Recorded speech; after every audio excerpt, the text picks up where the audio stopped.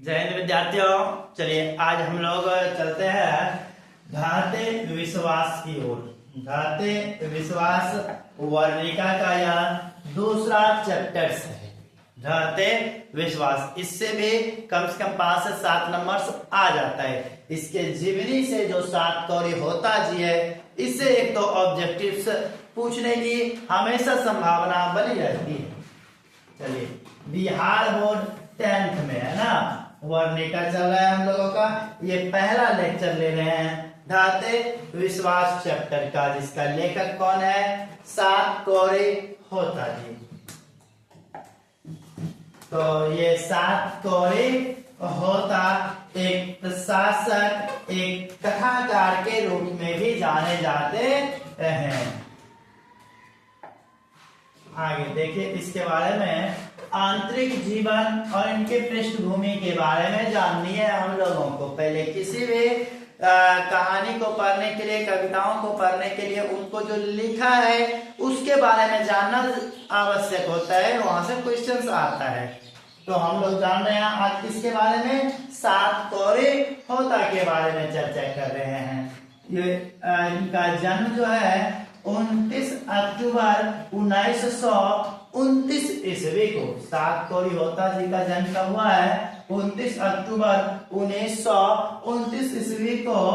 स्थान था मयूरभंज, उड़ीसा। यह घटना भी इसमें उड़ीसा की घटनाओं का वर्णन किया गया है। ये उड़ीसा का डायग्राम आप देख सकते हैं। ये आपको पड़ता है जो बंगाल की खाड़ी है ना, ये बंगाल की खाड़ी से सटा हुआ राज्य है भारत का उड़ीसा। उड़ीसा में यहाँ पे है मयूरभंज, है ना, ये है आपका। तो ये इसी क्षेत्र में इनका क्या हुआ था?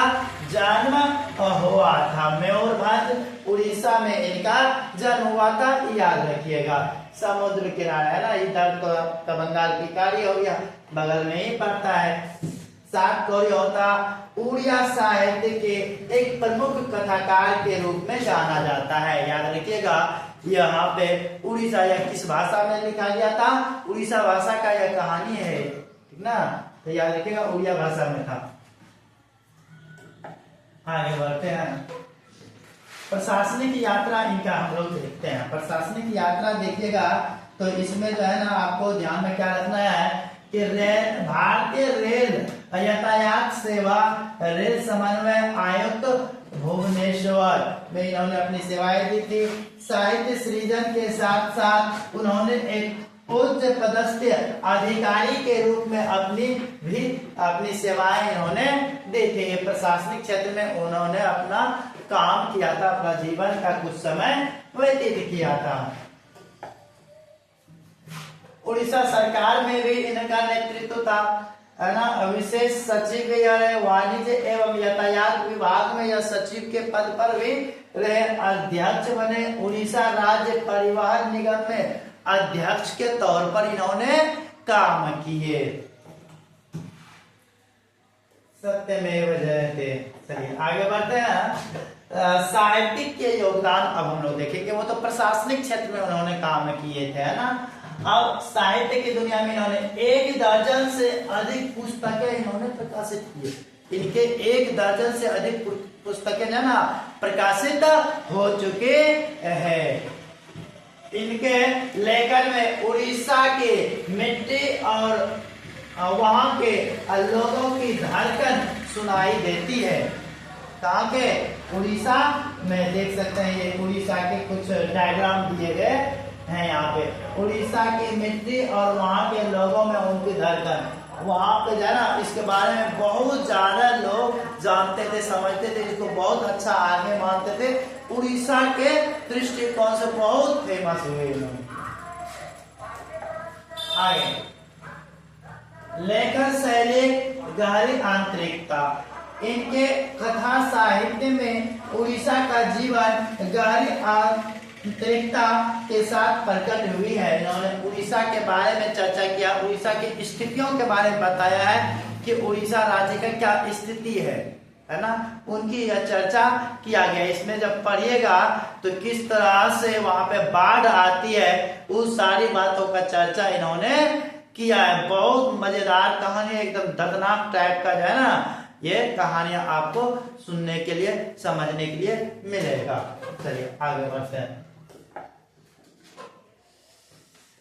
प्रतिनिधि कहानी, भारतीय विश्वास, एक परिचय इनके बारे में। यह कहानी सात कोरी होता की सबसे चर्चित रचनाओं में से एक है, जो उड़ीसा के जनजीवन की वास्तविकता को दर्शाती है। कहाँ के? उड़ीसा की वास्तविकता को यह कहानी दर्शाती है। भारतीय विश्वास। अनुवाद और संवाद। अनुवादक राजेंद्र प्रसाद मिश्र जी है, इनके हिंदी अनुवादक। इसके हिंदी में अनुवाद किसने किया है, याद रखिएगा, यह आपका उड़िया भाषा में लिखा हुआ है। उड़िया भाषा को हिंदी में कन्वर्ट किया गया है। किसके द्वारा किया गया है? तो राजेंद्र प्रसाद मिश्र के द्वारा। ये आपको ऑब्जेक्टिव में पूछेगा कि उड़िया भाषा में यह लिखा हुआ था जातीय विश्वास, इसको हिंदी अनुवाद किसने किया है? राजेंद्र प्रसाद मिश्र ने इसका हिंदी अनुवाद किया है। मिश्र जी द्वारा संपादित एवं अनुवादित है, जिससे हिंदी पाठकों को उड़िया साहित्य का रसास्वादन मिला। आगे बढ़ते हैं इसमें। प्रशासक स्रोत संकलन। उड़ीसा की चर्चित कहानियों में से यह एक है, इन पे तो चर्चा हम कर लिए है ना। विभूति प्रकाशन, दिल्ली।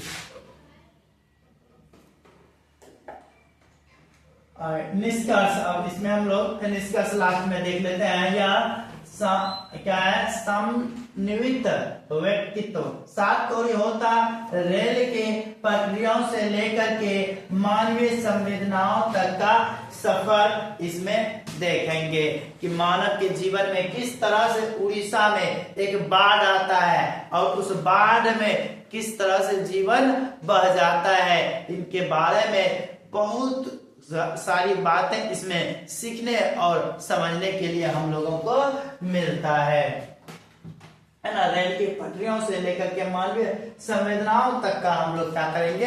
सफर इसमें करेंगे, ठीक ना। तो ये चीज हमको इस चैप्टर में मिलने जा रहा है। तो यह चैप्टर बहुत अच्छा इंटरेस्टिंग होने जा रहा है। इस चैप्टर का आगे हम लोग लेक्चर लेकर के आएंगे। चाहते हैं तो उसके लिए आप कमेंट करके बता दीजिए, ठीक ना। आप कम से कम इतना सीख रहे हैं, समझ रहे हैं। चैनल को लाइक, शेयर और सब्सक्राइब आप कर सकते हैं। उम्मीद है आप स्वस्थ होंगे। फिलहाल के लिए आपको यह वीडियो देखने के लिए बहुत बहुत धन्यवाद।